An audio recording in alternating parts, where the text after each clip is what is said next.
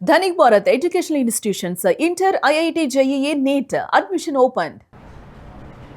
జనసేన నేతల పనితీరు మార్చుకోవాలని డిప్యూటీ సీఎం పవన్ కళ్యాణ్ హెచ్చరించారు. జనసేనలో ఉంటూనే పార్టీకి ఇబ్బంది కలిగించే వారిని ఉపేక్షించకూడదని పవన్ కళ్యాణ్ కీలక నిర్ణయం తీసుకున్నారు.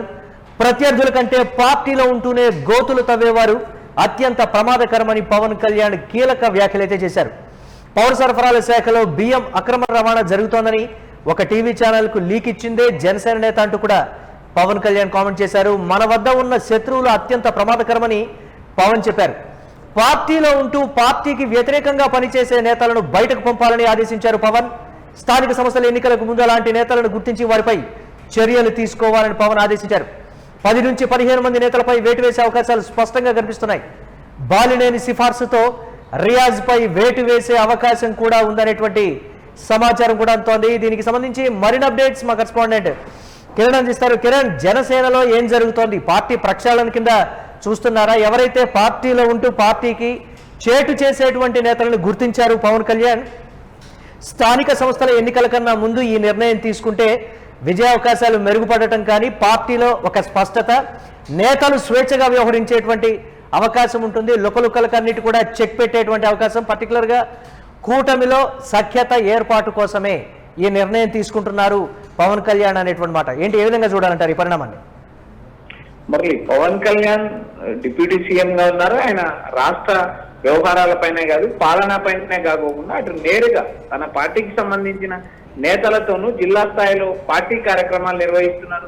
పార్టీకి సంబంధించిన బహిరంగ సభలు ఏర్పాటు చేస్తున్నారు. రాబోయే స్థానిక సంస్థల ఎన్నికలే దిశానిర్దేశంగా నేరుగా కార్యకర్తలకు దిశానిర్దేశం చేస్తున్నారు. అయితే ఇక్కడ ప్రధానంగా జనసేన పార్టీలో ఆయా జిల్లాల్లో అసంతృప్తులు ఉన్నారు.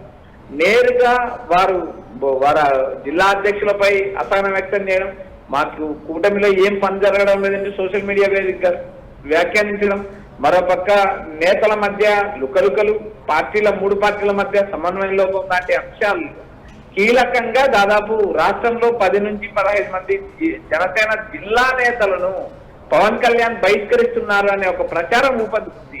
ప్రస్తుతం ప్రధానంగా ఒంగోలు జిల్లా నుంచి మొదలైన ఈ ముసలం రాష్ట్రంలో ఏ తాటికి చేరుకుంటుందా అనేది జనసేనలో కలవర ఏర్పడింది. నేరుగా రియాజ్ లాంటి నేతను సస్పెండ్ చేయాలి అంటూ బాలినేని సిఫార్సు చేశారనే విమర్శలు కూడా ఉన్నాయి. ఒంగోలు కార్యవర్గాన్ని మొత్తం రద్దు చేస్తున్నట్టు రాజమండ్రి కార్యకర్తల సమావేశంలో పవన్ కళ్యాణ్ నేరుగా ప్రకటించారు.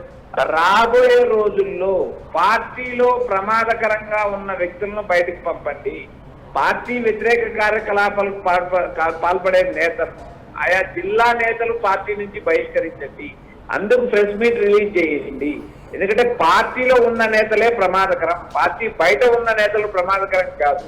ఏదైతే జనసేనకు సంబంధించిన మంత్రి నాదెండ్ల మనోహర్ బాధ్యతలు చూస్తున్న పౌర సరఫరా శాఖలో రేషన్ బియ్యం అక్రమంగా రవాణా అవుతుందంటూ నేరుగా ఒక టీవీ ఛానల్ కు ఫోన్ చేసి జనసేన నాయకుడే లీక్ ఇచ్చారు.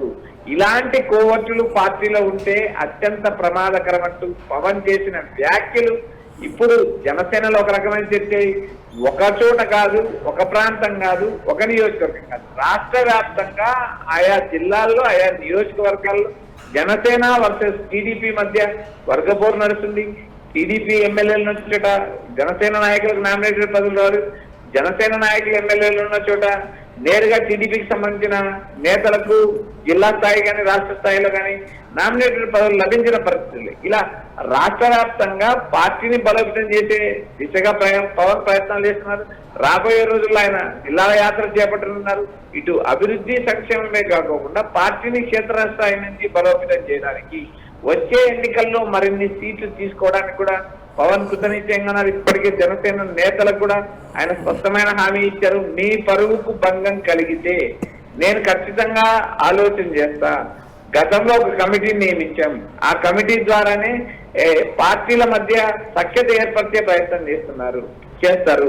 ఎక్కడికి సఖ్యత లేకపోతే అప్పుడు జనసేన కార్యకర్తల అభిష్టం మేరకు తాను ఒక నిర్ణయం తీసుకుంటానంటూ పవన్ ప్రకటించారు. అయితే ఇక్కడ జనసేనలో ఉన్న కోవర్టులు అత్యంత ప్రమాదకరం అంటూ పవన్ చేసిన వ్యాఖ్యలు జనసేన ఈ మార్పు ప్రక్షాళన అనేది ప్రకాశం జిల్లా నుంచే మొదలవబోతోంది. తొలివేటు కూడా ఒక కీలక నేతపై ఉండే అవకాశం ఉందనేటువంటి మాట ఏంటి, అది ఎలా చూడాలంటారు? ఒక మాజీ మంత్రి సిఫార్సుతో జరగబోయేటువంటి పరిస్థితి, దాన్ని ఎలా చూడొచ్చు అంటారు? మురళి, ఇక్కడ ప్రధానంగా జనసేన ఒంగోలు నేత రియాజ్ పైన ఒక కీలక నేత సిఫారసు చేసినట్టు, సస్పెండ్ చేయమని సిఫారసు చేయమని చేసినట్టు కూడా ఒక సమాచారం వినిపిస్తుంది. అయితే ఆ నేతను సస్పెండ్ చేస్తారా లేదా అనేది చూడాలి. ఇప్పటికీ ఆయన రాష్ట్ర స్థాయి నామినేటెడ్ పదవిలో ఉన్నాడు. ఒంగోలు జిల్లా అధ్యక్షుడిగా వ్యవహరించిన నేపథ్యం ఉంది.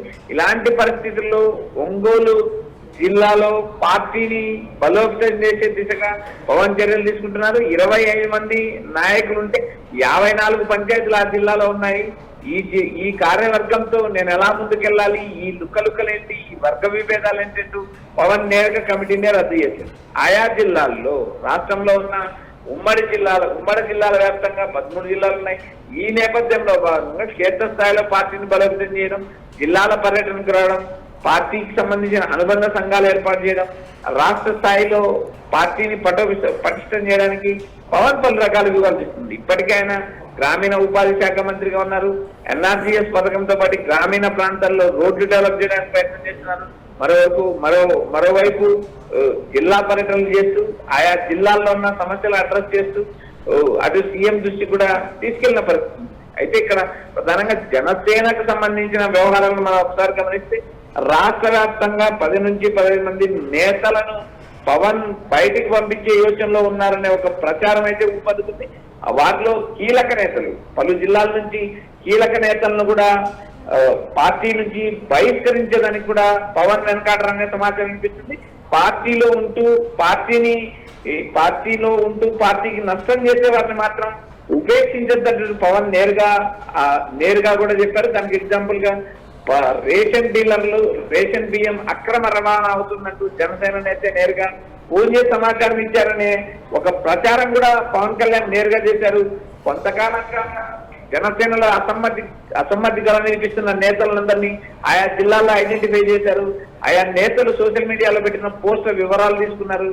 ఈ నేపథ్యంలో భాగంగా 10 నుంచి 15 మంది రాష్ట్ర స్థాయి నేతలను వదులుకోవడానికి పవన్ సిద్ధమయ్యారనే ప్రచారం వినిపిస్తుంది.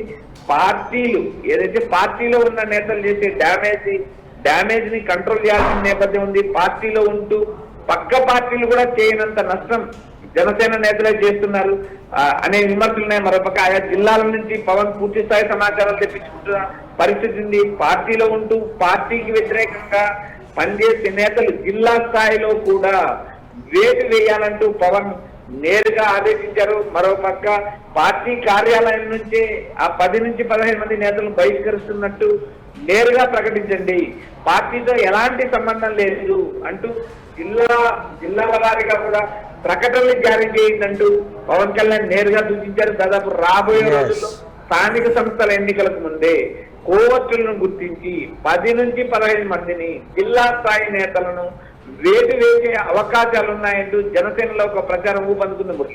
Right, thanks for updates Kiran.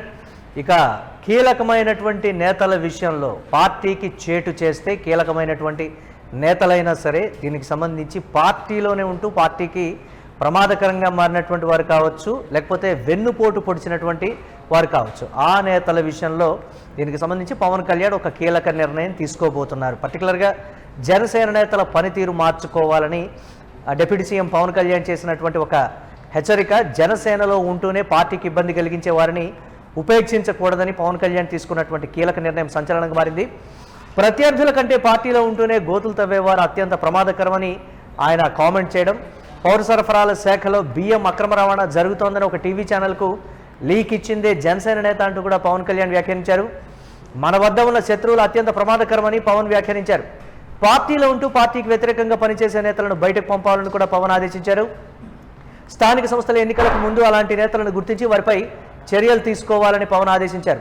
10 నుంచి 15 మంది నేతలపై వేటు పడే అవకాశాలు స్పష్టంగా కనిపిస్తున్నాయి.